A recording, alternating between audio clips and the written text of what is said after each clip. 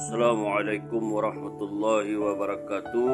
Alhamdulillahirabbil alamin. Allahumma shalli ala sayidina Muhammad wa ala ali sayidina Muhammad. Hari ini kita akan bercerita tentang salah satu kisah sahabat Rasulullah sallallahu alaihi wasallam. Sebelum kita menceritakan kisah ini, jangan lupa di-subscribe, like dan komen. Kisah Islamnya Umar radhiyallahu anhu. Umar radhiyallahu anhu adalah salah seorang sahabat yang namanya menjadi kebanggaan kaum muslimin hingga hari ini. Namanya dapat menyebabkan iman menjadi meningkat dan dapat menggetarkan hati orang-orang kafir sejak 1300 tahun yang lalu hingga saat ini. Sebelum memeluk Islam, ia sering menentang Nabi SAW dan mengganggu kaum muslimin. Pada suatu hari, orang-orang kafir Quraisy bermusyawarah untuk menentukan siapakah di antara mereka yang bersedia membunuh Rasulullah SAW. Umar Rasulullah SAW segera menyahut, "Saya siap melakukannya." Semua orang-orang Quraisy yang hadir di pertemuan itu berkata, "Ya, memang engkaulah yang pantas melakukannya." Sambil menghunus pedang, Umar radhiyallahu anhu melangkah menuju kediaman Rasulullah SAW. Dalam perjalanan ia berpas-pasan dengan salah seorang dari kabilah Zuhrah yang bernama Sa'ad bin Abi Waqqas radhiyallahu anhu. Sebagian ahli sejarah mengatakan bertemu. Sa'ad bertanya kepada Umar, "Umar, engkau akan pergi ke mana?" "Aku akan membunuh Muhammad," jawab Umar. Sa'ad berkata, "Jika demikian, Banu Hashim, Banu Zuhrah dan Banu Abdi Manaf tidak akan tinggal diam atas perbuatanmu itu. Mereka pasti akan menuntut balas." Mendengar ancaman seperti itu, Umar terkejut lalu berkata, "Oh, nampaknya kamu juga telah meninggalkan agama nenek moyang kita. Kalau begitu, aku akan membunuhmu lebih dahulu." Sa'ad berkata, "Ya, aku memang telah memeluk Islam." Umar pun segera mencabut pedangnya. Sebelum bertarung dengan Umar, Sa'ad sempat berkata, "Lebih baik engkau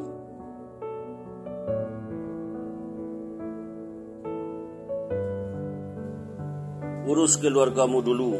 Saudara perempuanmu dan suaminya juga telah memeluk Islam."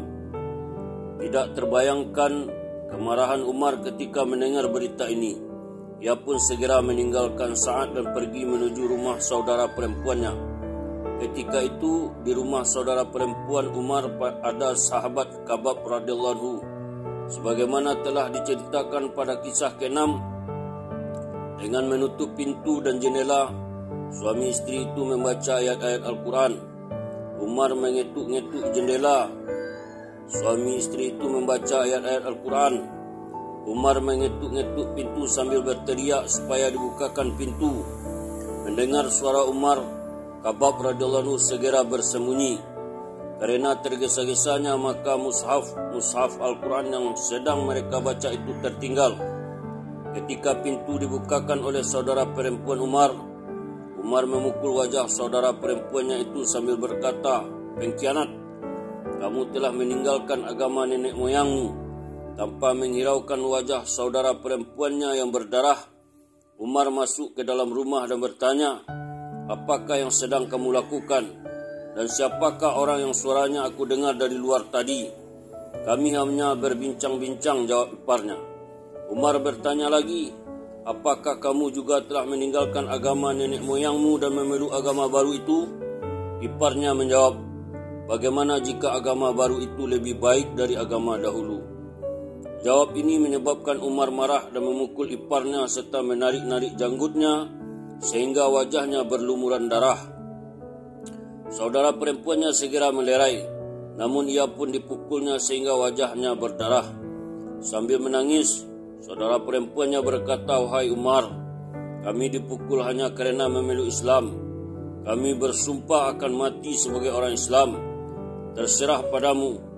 Kamu mau melakukan apa saja terhadap kami." Ketika kemarahannya mulai mereda, Umar merasa malu dengan perbuatannya terhadap saudara perempuannya itu. Tiba-tiba ia melihat mushaf-mushaf Al-Quran yang ditinggalkan oleh Kabab tadi, lalu berkata, "Bagus, sekarang katakan, apa lembaran-lembaran ini? Kamu tidak suci dan orang-orang yang tidak suci tidak boleh menyentuh lembaran-lembaran ini."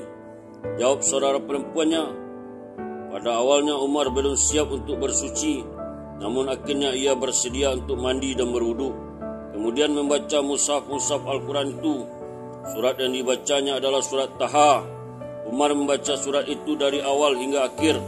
Pandangannya berubah ketika ia sampai ayat berikut ini yang artinya, 'Akulah Allah, tidak ada Tuhan melainkan aku, maka sembahlah aku dan dirikan solat untuk mengingatku.' Quran surat Taha ayat 14. Kemudian Umar berkata, 'Baiklah, sekarang antarkan aku memenuhi Muhammad.'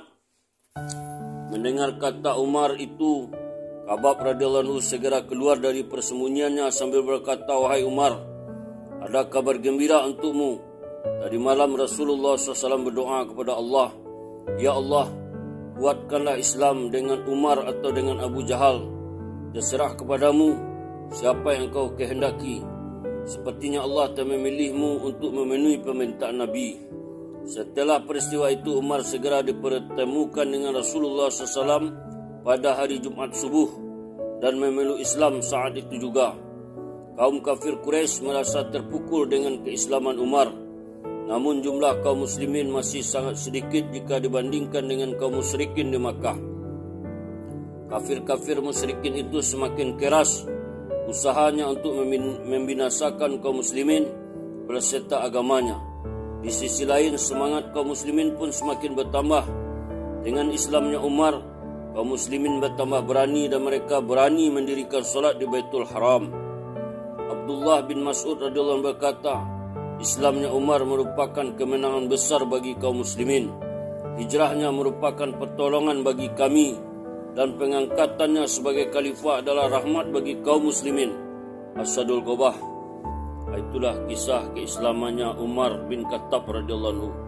Semoga jadi itibak dan pelajaran bagi kita. Jangan lupa di subscribe, like, komen konten ini. Kita tutup cerita ini dengan kifarah majelis.